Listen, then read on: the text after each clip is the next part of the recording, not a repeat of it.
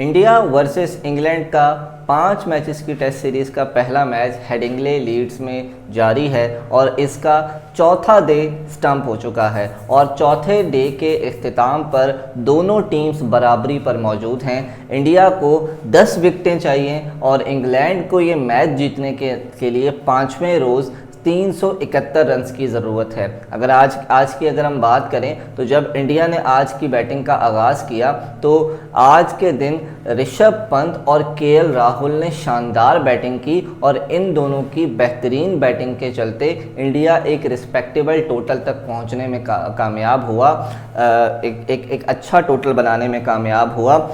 364 और 6 रन की लीड उनकी पहली थी। तो इसके चलते इंग्लैंड को अब 371 रन्स की ज़रूरत है इस मैच को जीतने के लिए। खैर इंग्लैंड अभी 21 रन्स बना चुकी है और उसके कोई खिलाड़ी आउट नहीं हुआ। अब कल के रोज़ ये देखना होगा कि किस टीम का पलड़ा भारी रहता है। क्या इंग्लैंड अपनी बेसबॉल के चलते ये मैच जीतने में कामयाब होगी या फिर बुमराह का जादू चलेगा और बुमराह एक बार फिर इंडियन टीम को आगे ले जाने में कामयाब होंगे। खैर अगर हम इस मैच को ओवरऑल लेके चलें और शुरुआत से बात करें तो टॉस जीता बेन स्टोक्स ने और पहले बॉलिंग करने का फैसला किया और जब इंडिया की बैटिंग स्टार्ट हुई तो यशस्वी जायसवाल और केएल राहुल ने एक सॉलिड पार्टनरशिप लगाई और इसके चलते इंडिया को एक अच्छा स्टार्ट मिला और बेन स्टोक का पहले बॉलिंग करने का जो फैसला था वो उनके लिए उस तरीके से सही साबित नहीं हुआ क्योंकि वो जल्दी विकेट्स लेने में अर्ली ऑन विकेट्स लेने में नाकाम साबित हुए।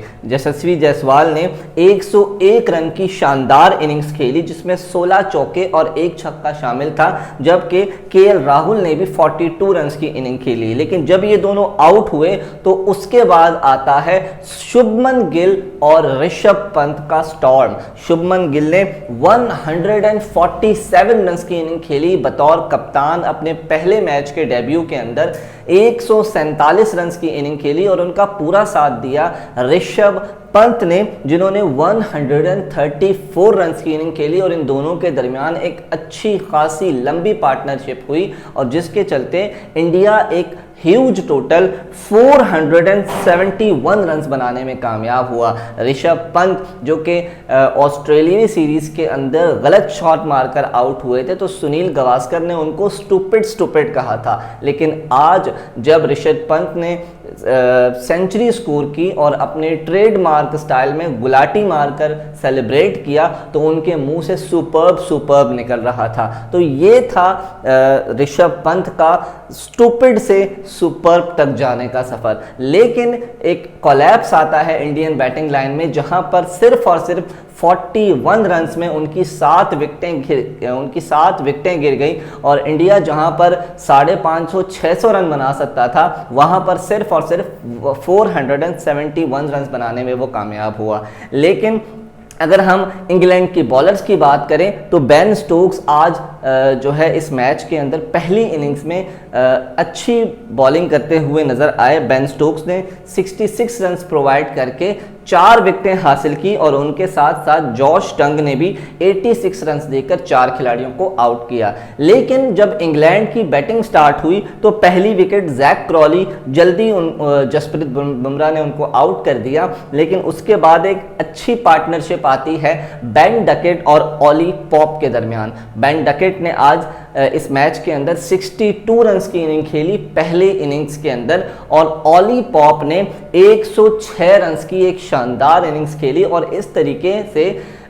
एक अच्छा ना सिर्फ स्टार्ट मिला बल्कि इंग्लैंड की बेस भी सेट हो गई। लेकिन जो रूट उस तरीके से स्कोर ना कर सके, सिर्फ 28 रन बनाने में कामयाब हुए। लेकिन सबसे बड़ा बैड लक था हैरी ब्रूक का जो कि अपने ही होम ग्राउंड के अंदर 99 रन्स पर बनाकर आउट हो गए। उसके बाद बेन स्टोक्स पे 20 रन बनाने में कामयाब हुए। जेमी स्मिथ ने भी 40 रन की इनिंग खेली। क्रिस वोक्स भी 38 रन सिर्फ बना सके और ब्राइडन कार्स ने भी 22 रन बनाए और इस तरीके से इंग्लैंड एक अच्छा टोटल फिनिश करने में कामयाब हुई 465, यानी वो इंडिया से सिर्फ और सिर्फ 6 रन पीछे थे। जबकि अगर हम इंडियन बॉलिंग की बात करें तो इंडिया की तरफ से जसप्रीत बुमराह शानदार बॉलिंग करते हुए नजर आए जिन्होंने 83 रन कंसीड करके पंजा खोला, फाइफर हासिल किया और उनके साथ मोहम्मद सिराज ने भी 2 विकेटें हासिल की और प्रसिद्ध कृष्णा ने भी 3 विकेटें हासिल की।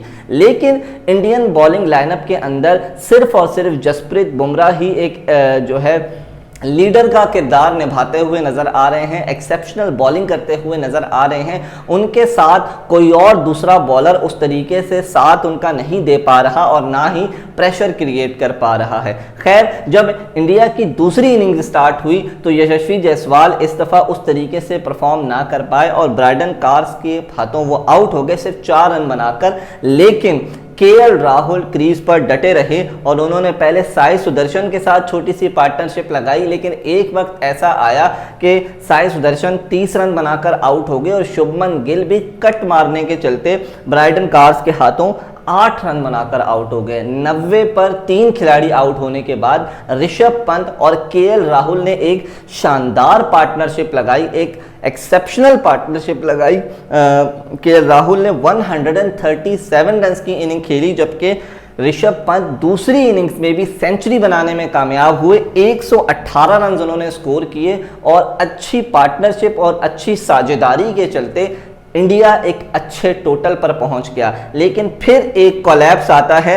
इंडिया के 232 पर सिर्फ 4 खिलाड़ी आउट थे, लेकिन वहीं से 264 पे इंडिया के सारे की सारी टीम आउट हो जाती है और इस तरीके से इंडिया 371 का टारगेट सिर्फ सेट कर पाती है। अगर हम इंग्लैंड के बॉलर्स की बात करें तो ब्रायडन कार्स ने 3 विकेटें हासिल की, जॉर्ज टंग ने 3 विकेटें हासिल की और शोएब बशीर ने भी 2 विकेटें हासिल की। और अब इंग्लैंड को अगर ये मैच जीतना है 5वें रोज तो आखिर में उनको 371 रन चेस करने होंगे और अगर इंडिया को ये मैच जीतना है तो इंडिया को 10 विकेटें हासिल करनी होंगी। अब कल के रोज ये देखना होगा कि क्या बुमराह का जादू चलेगा या फिर बेन स्टोक अपनी टीम को लीड करेंगे और इंग्लैंड ये मैच जीतने में कामयाब होगा।